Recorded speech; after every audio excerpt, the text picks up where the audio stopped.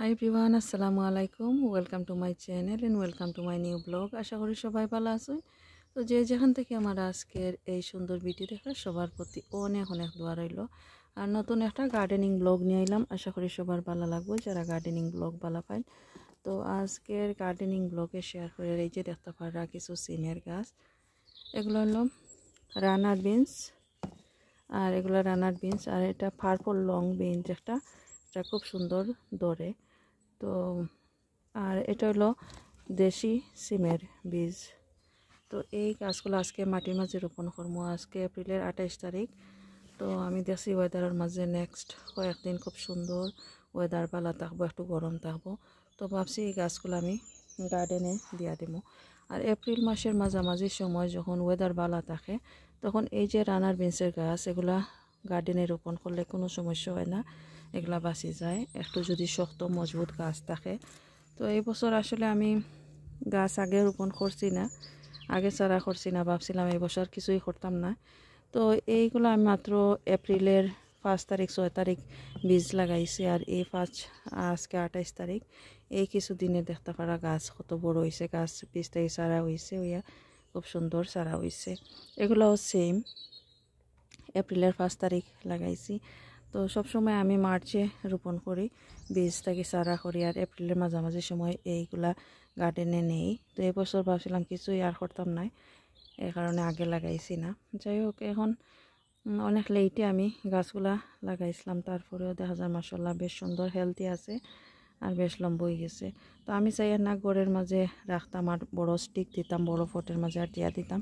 ছোটো ফটের মাঝে দিছি যেহেতু আমি লেটে লাগাইছি আর এগুলা খুব দ্রুত বড় হয়ে যায়, লম্বা হয়ে যায়, এখানে ছোটো ফট লাগাইছি, ইজিলি আমি এগুলা ট্রান্সপ্লান্ট করে লইতাম পারবো।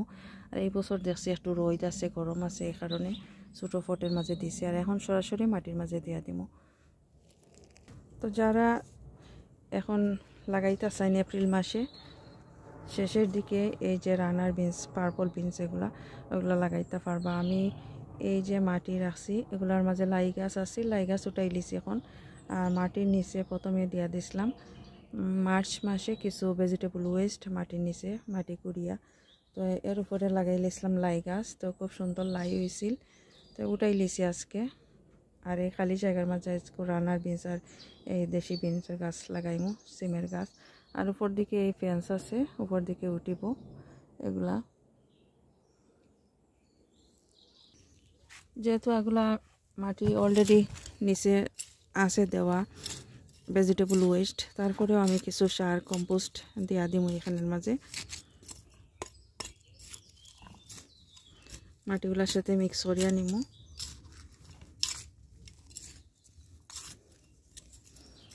একটু গর্ত করি নেই তো ইজি হইব আমার লাগে। কিছু গর্ত করে নিয়েছি, এখন আমি কিছু কম্পোস্ট অ্যাড করি আর এখানে এইভাবে দিয়ার অল্প কিছু দিয়ার, এত বেশি দেওয়া লাগতো না,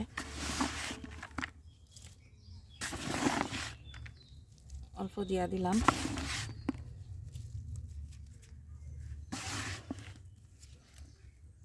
এখন উপর দিকে কিছু টপ সয়েল দিয়ার, এই টপ সয়েলগুলো আমি কিনে আনছি উইক্স থেকে, এগুলা দিয়া দিয়ার কিছু। যেহেতু আমার গার্ডেনের মাটি একটু শক্ত শক্ত, তো এগুলা জোড়া মাটি, এগুলা দিয়া দিয়া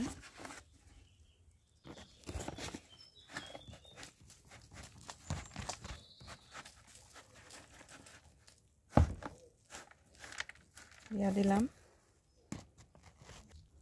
চিকেন ম্যানুর দেওয়ার পরে সব কিছু আমি কুড়িয়ে নিয়ার,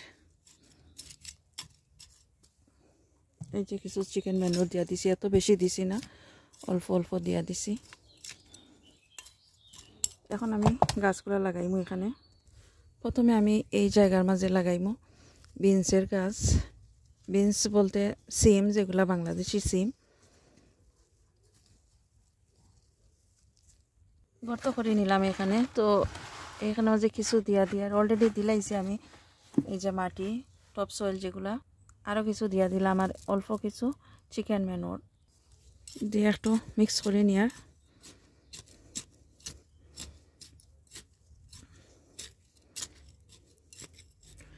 তো এখানের মাঝে আমি গাছ লাগাইয়া নিমু, সবগুলা গাছ আমি এক জায়গার মাঝে দিয়া দিয়ার।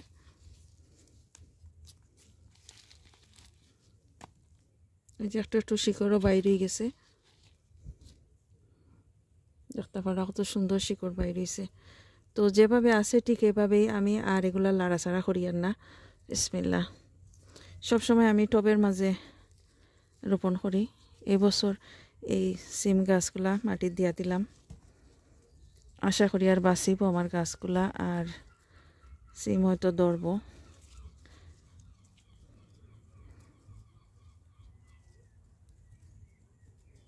তো এই তো দিয়া দিলাম সিম গাছ। নাম লিখে রাখছি কোন ধরনের সিম এইখানে লাগাইছি। এই সিম গাছের বীজ আমার শাশুড়ি দিসলা তার ফ্রেন্ডের কাছ থেকে আনিয়া, এগুলার বীজটাই চারা করছি।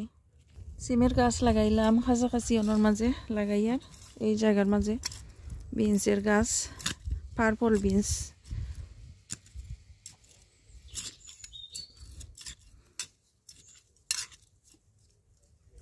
একটা চামচও গেছে গিয়া, হয়তো কোনো সময় ভেজিটেবল ওয়েস্টের লগে আমার চামচ 4 চামচ গেছে গিয়ে। তো কিছু করার নাই, ফালাই দিয়ার এখন। অল্প কিছু দিয়া দিলাম চিকেন মেনুর। অলরেডি তো মাটির মাঝে সব জায়গা দিয়া দিছি, আর যে জায়গা লাগাই আর এই জায়গা তার অল্প দিয়া দিলাম। দিয়া পার্পল যে বিনস, পার্পল ক্লাইম্বিং বিনস, এগুলা লাগাইয়ার। এই যে শিকারের অবস্থা কিতা, ছোটো ফটে লাগানির পরে কিতা হবে নয়, 1 মাস হয়েছে না এখনো, এই অবস্থা।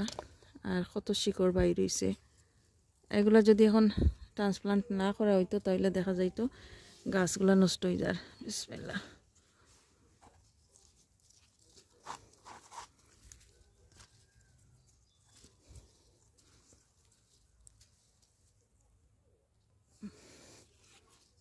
একটু চাপ দিয়ে দিয়ার এইভাবে।